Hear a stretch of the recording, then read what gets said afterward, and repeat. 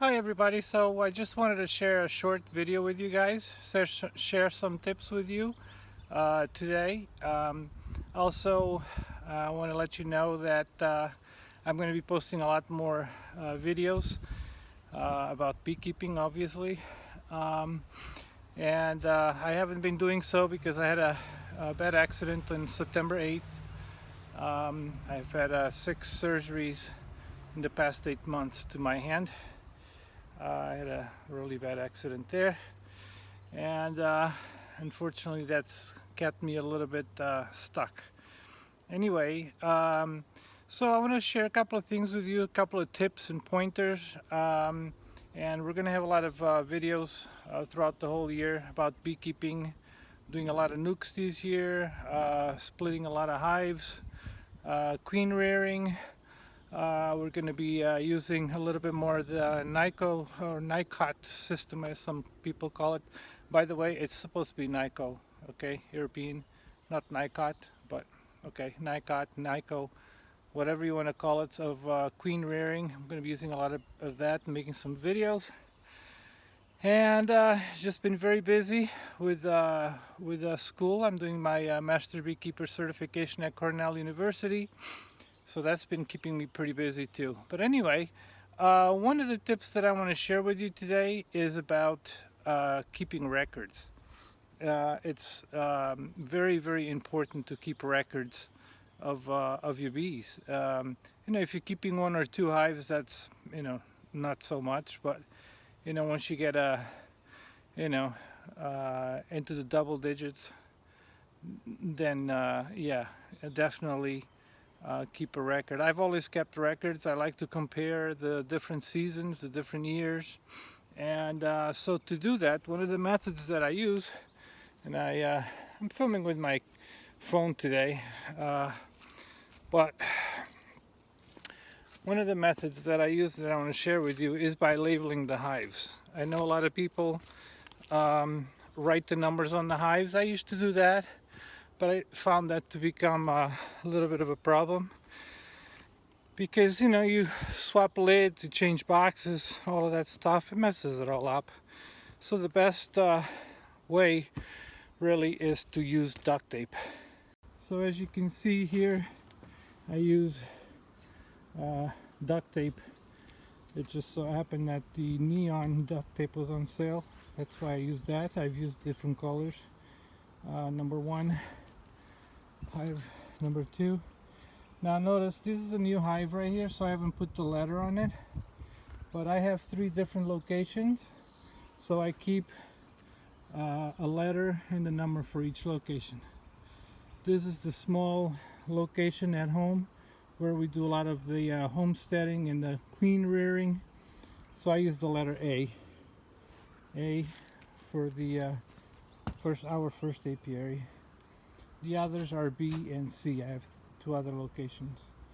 So A5, as you see, and then for the nukes, I do N for nuke 6, and then A for the apiary where it's located. Sometimes I'll move these, and it's helpful for me to know where they came from. So I'll add a second sticker, and then I'll know where the nuke came from. I'll add a second sticker with the number of the nuke at the new location, but I'll keep the old one just so I know for a while at least where that nuke came from, if it came from here or from any other location. As you can see, and there's a couple more nukes. Yeah, and then the hives down there too, they also have numbers on them.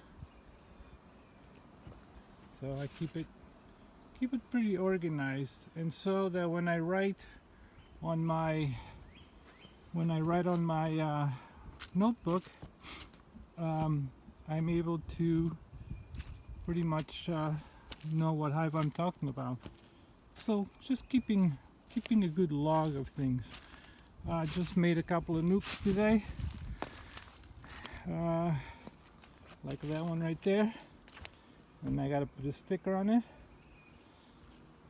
And another hive.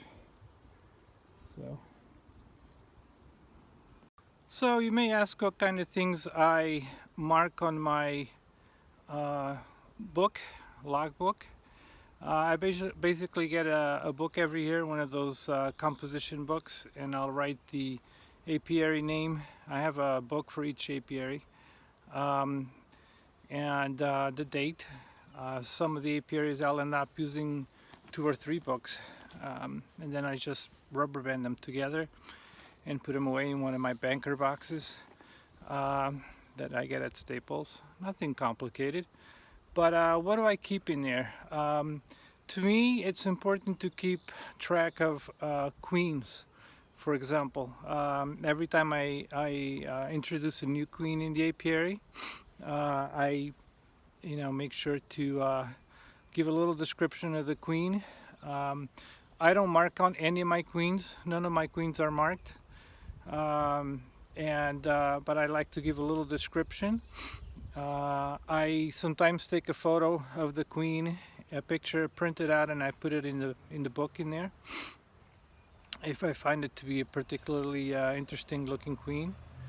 I like to, with the date, I like to put information about where it came from, what kind of breed, Buckfast, Italian, whatever. The other thing that I like to write on my logbook is when I do nukes, nuke number, date that it started, where did the frames come from, if I used brood from other hives, which obviously we use that a lot, what hive it came from, what queen is the giving queen from that hive, things like that. I like to write down what did I give them for frames. If I gave them pollen and bee bread in there and honey, and what did I give them. I write, sorry, got mosquitoes. I like to write so the date, then I'll go back in and on a later date, and I'll write a date and write what I see now and do a comparison. So there's a lot of different things you can keep in there. You can keep information about how strong the hive is, and you can lift the hive up and count how many frames the bees are covering, write that down, and compare it with another time, another inspection. I also, when I start a new hive, I'll keep track of what I have in there. If I have 1 deep brood box or 2 deep brood boxes or mediums. I do use mediums sometimes for hives. They're just much easier on my back. I do keep some deeps also, because when I make nukes, I'll make nukes with deeps, or I'll make nukes with mediums. A lot of people like medium nukes.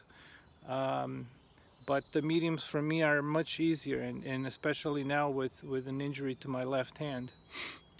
Alright, so the other tip I have for you guys is getting a cart, if your landscape allows for that, is getting a little cart like this to help you carry things around. And that helps quite a bit, because carrying frames of honey or boxes full of honey is quite a job. So you have something a lot like this to throw everything in there that you might need, and makes things a lot easier for you.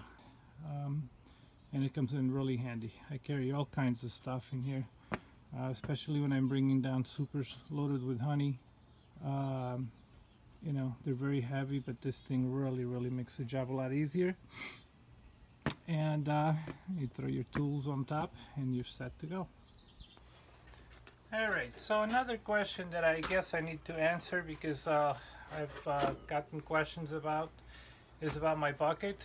And basically I found a skirt for a bucket at one of the local big chain stores.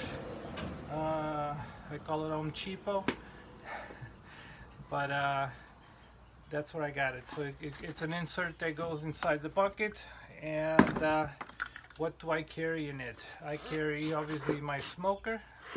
It's obviously one of the things I carry on the side here. I carry torch for lighting up the smoker, or to sterilize some inner covers or something like that. I like to use this. What else do I carry? I carry sugar water.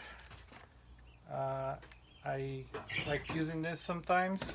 Spray it on the frames. It helps them to start working on the frames. There's a lot of things you can do with sugar water. Hive beetle traps.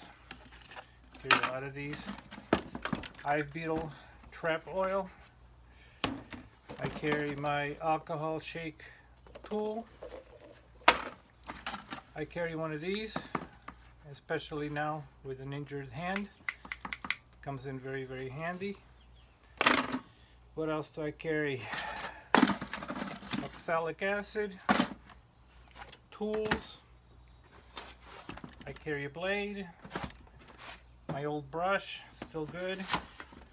I carry forms of measurement when I do oxalic acid or any other treatment. Because I have hives all along trees and stuff, I also carry this to trim some of the branches. What else? Duct tape, which we talked about for marking the hives. Entrance reducers. I don't normally carry this brush. I don't know why I put it here. I know it's probably to remind me I gotta paint some nukes. A couple of different tools.